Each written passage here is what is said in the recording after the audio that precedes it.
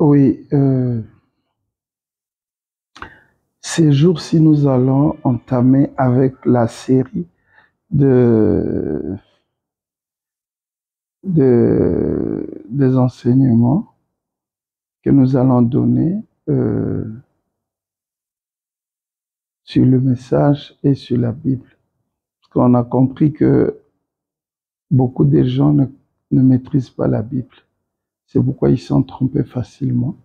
Et aussi, beaucoup des écritures du message sont tellement tordues que la vraie image de ce que William Branham a dégagé comme pensée prophétique n'est pas saisie. La Bible dit « Mon peuple meurt par manque de connaissance ». La connaissance est importante.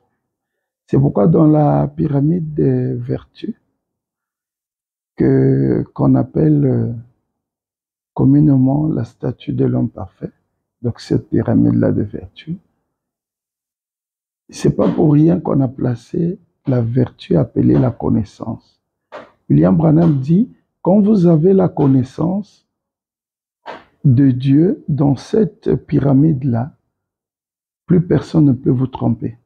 C'est une connaissance spirituelle surnaturelle, vous donnant la capacité de déceler le faux, ce qui est mal interprété, mal placé. Vous devenez, ça fait de vous juge. Alors vous pouvez faire la différence entre le faux et le vrai.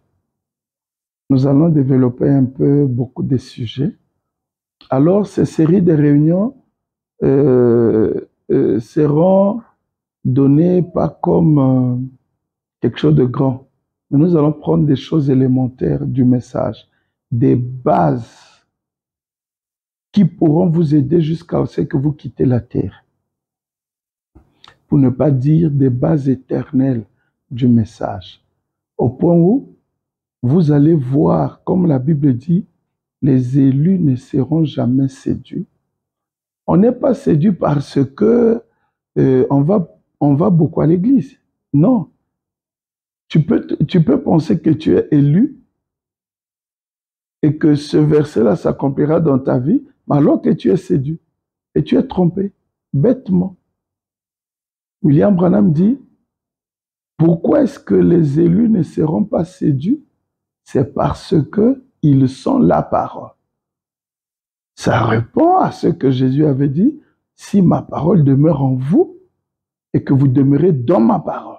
Donc le problème ici, c'est plonger les gens dans la parole. De la Bible au message, vous avez comme, qui dirait, 2 pieds sur la terre, au point où quelqu'un ne pourra jamais vous bousculer dans votre position. Voyez-vous? Vous devez connaître, William Branham dit, vous devez connaître ce que vous faites. Vous êtes déjà venu dans le message, alors vous devez connaître le message. La connaissance est importante.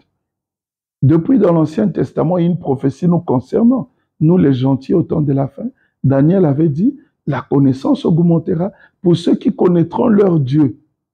Et ils feront des exploits. Ces exploits-là, ça ne va pas seulement dans le cadre des miracles. Non, non, les exploits dans la parole. Et William Branham dit, nous sommes, après l'ouverture de cette sceau, nous vivons au centre de la parole. Au centre de la parole. Il dit, ce sont les pentecôtistes mal affermis qui essaient de marcher en tâtonnant parce qu'ils n'ont pas reçu la lumière.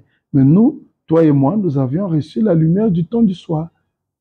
Donc, on doit demeurer au centre de la parole au point où personne ne pourra nous tromper. Voilà. Donc, ces séries d'enseignements, j'ai intitulé ça Sunday School. Ça veut dire que ça, c'est en anglais. C'est juste, j'ai voulu appeler ça en anglais. Pas peut-être pour faire la différence, mais j'ai aimé ça comme ça. Au lieu de dire école de dimanche. En fait, ça sera donné à la manière de l'école de dimanche. En d'autres termes, nous même étant vieux dans le message, si on veut apprendre, alors nous irons à partir de maintenant à l'école des dimanches. Voilà, donc je crois que à partir de demain, samedi, le 12 novembre 2022, on pourra lancer ces séries-là. Je pense commencer avec Sunday School. On mettra Sunday School 2 points. On donne le thème. Ce serait les 3 dispensations pour le salut de l'humanité. Et nous allons démontrer d'après la Bible, depuis dans la Bible jusque dans le message, pour que plus personne ne vous trompe. Voilà, donc c'était un peu ça. Et après, là, nous allons voir, parce que beaucoup affirment, sans preuve, que Branham est dans la tombe. D'autres disent, comme moi, qu'il n'est pas dans la tombe. Mais nous allons prendre le type de Jésus-Christ depuis dans la Bible. Jésus est allé dans la tombe comment? Jésus est sorti de la tombe comment? Quand on parle que la tombe de Jésus est vide, mais c'est comment? Qui a été là-bas? Et d'autres disent, mais la Bible le dit. Mais la Bible là, qui a dit? Dans la Bible, il y a 66 livres. Qui a parlé? Lorsque Jean nous parle de la résurrection de Jésus-Christ, la Bible nous dit que après avoir entendu le témoignage des sœurs qui étaient à la tombe, ils ont couru, Pierre et Jean. Et la Bible dit le moins âgé. Ça veut dire Jean a couru, est arrivé avant Pierre.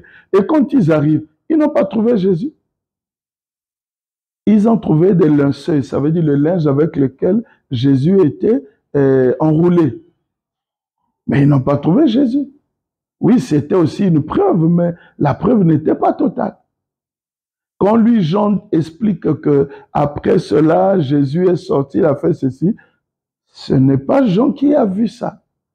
Il nous raconte là le témoignage de la sœur Marie de Magdala. Pierre parle de la résurrection de Jésus-Christ le jour de la Pentecôte. Mais Pierre n'a rien vu comme preuve. La seule preuve qu'il a eue, c'est lorsque Jésus l'apparaît au moment où il péchait. Les 2 disciples sur le chemin d'Emmaüs, c'était juste l'apparition. Et ils n'ont même pas compris que celui qui marchait avec eux, c'était Jésus. Donc vous allez voir ici que les preuves sont surnaturelles. Et pour conclure, la Bible dit, selon les Écritures, Jésus est mort. Et selon les Écritures, Jésus est sorti. Moi, j'ai déjà une écriture de William Branham montrant que prophétiquement, il n'allait pas rester dans la tombe. J'ai l'écriture selon William Branham, prophétiquement parlant et selon les Écritures bibliques, sa mort devait être prophétisée depuis l'Ancien Testament. Donc, une mort qui vous amène dans la tombe selon les Écritures, et vous sortez de la tombe selon les Écritures. Donc, on aura le temps de voir tout ça. Ce ne serait pas quelque chose comme de toucher la doctrine de quelqu'un ou mettre les gens mal à l'aise, mais le but ici, c'est d'amener tout le monde. Je parle bien entendu de ceux qui croient le message, à comprendre, à être à l'aise dans le message. Et nous allons aller petit à petit d'une manière simple, avec ces tonnerres, les trompettes et toutes ces choses-là, par la grâce de Dieu. Priez beaucoup pour moi, car William Branham dit, s'il y a quelqu'un qui a plus besoin de prière, le soutien des prières, c'est le pasteur. Merci beaucoup, que Dieu vous bénisse. Donc, à demain.